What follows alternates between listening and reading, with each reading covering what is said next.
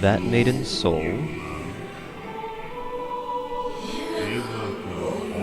souls that are once lost cannot be reclaimed. Is that not the law of mortals?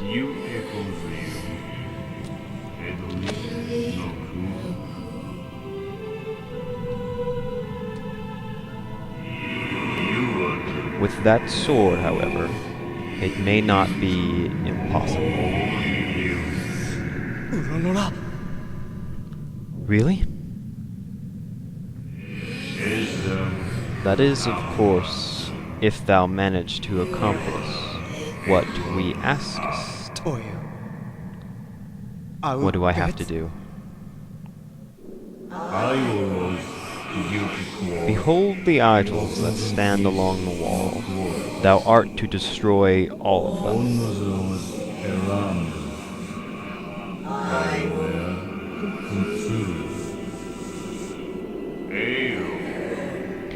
But those idols cannot be destroyed by the mere hands of a mortal.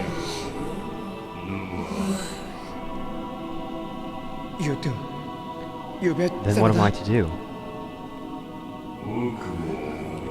In this land, there exist colossi that are the incarnations of those idols.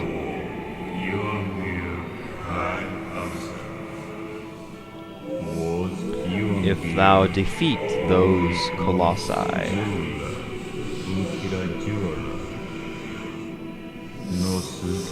the idols shall fall.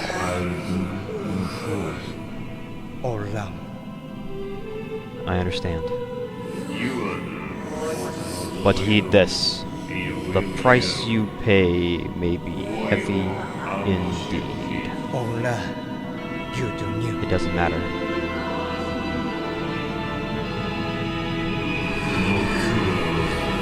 Very well.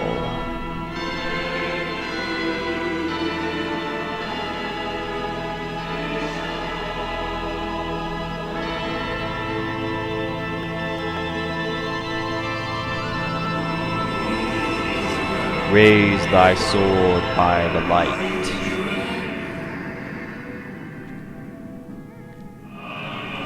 And head to the place where the sword's light gathers. There thou shalt find the colossi thou art to defeat.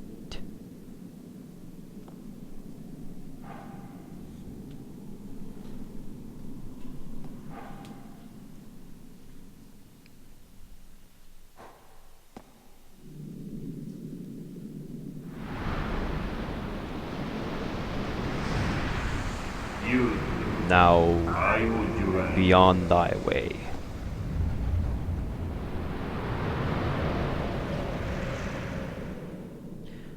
Okay. Wow. I guess the cutscenes don't do an amazing job of explaining the plot here, but actually, I'm gonna change that. It says plus triangle to jump. I actually use X. I've adjusted the settings myself. But let me get some basic things out of the way first. Our protagonist's name is Wander, and he's here in the Forbidden Land in order to try to bring his sweetheart, Mono, back to life. His only ally is his horse, Agro. But the mechanism by which Mono will be brought back is controlled entirely by the voice which came from the light, who is known as Dorman.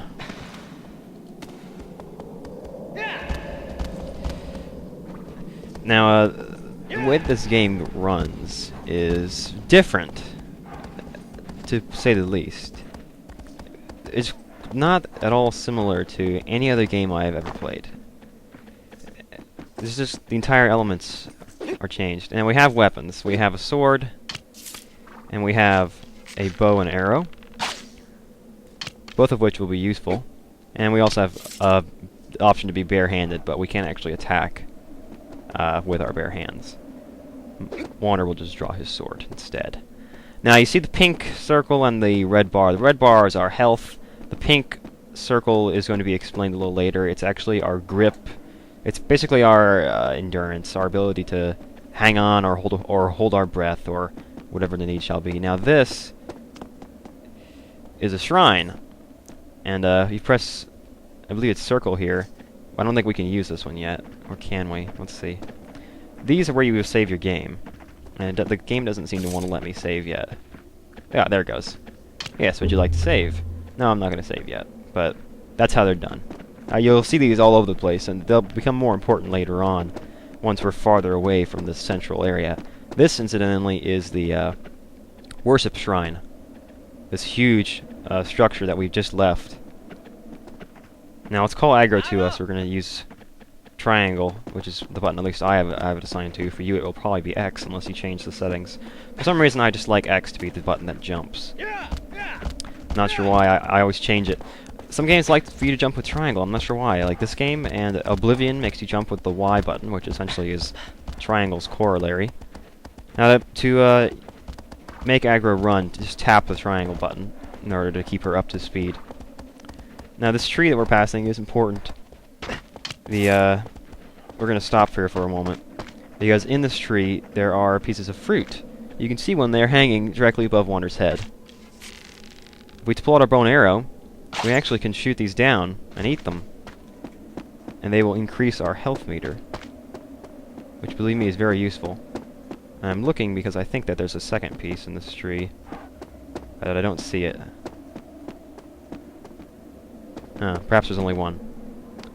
Here's the fruit that's fallen. Walk up to it and push R1, and Wander will eat it. Now you see his health bar just is glowing now. It's because you may not have noticed, but it actually is now larger.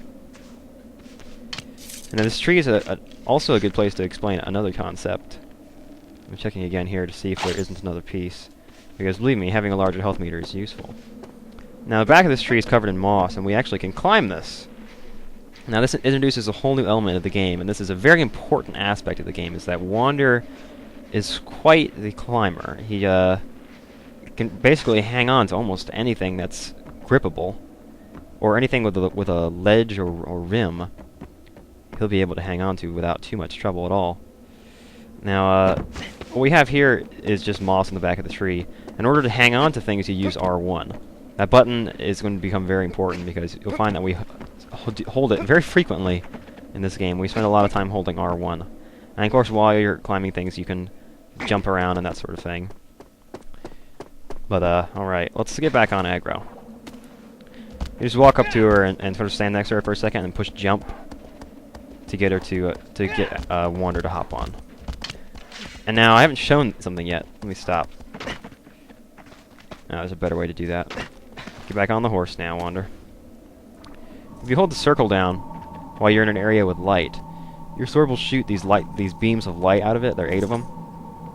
And if you're looking in the right direction, the beams will point together like that. As you can see, as you look away from where you're supposed to be going, they separate, point it in the right direction, and they'll focus quite completely. It's easier to do when you're not on the horse, actually. But those beams will focus on the area which we need to head to next. And as you can see, this is, this looks like a likely area, for there's something for us to do here. So this is where we're actually going to start our adventure.